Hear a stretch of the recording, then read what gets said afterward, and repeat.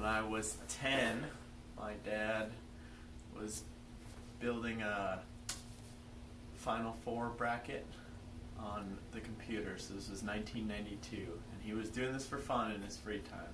And he sat me down next to him, and he taught me how to put squares and circles on the screen and how to move them around. And I was hooked. So got to spend quality time with my dad, and I learned how to. I didn't get to start until very late, so I actually didn't have my first programming coding experience until college. And so I was just taking classes as a sophomore in college was my first experience with it, really. But I got the bug pretty quick, but I do wish I could have started sooner.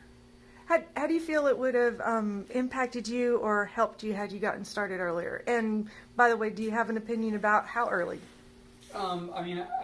I always knew that I was going to be more inclined towards something like that. I mean, even as a kid, I was always intrigued by the technological things, but I didn't really have any access to it. So I would have loved to have been able to start in middle school, early high school if I could have, but I didn't. I'm the only engineer in my family, so I didn't really have an opportunity to get started early.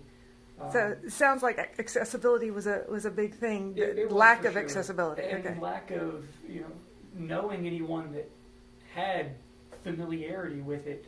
I was just kind of on my own. I was the smart kid, and I couldn't really get into it because I didn't know any better. My first coding experience was at a local college campus, and it was on a Wang 2200S computer that ran BASIC, and it was programming games.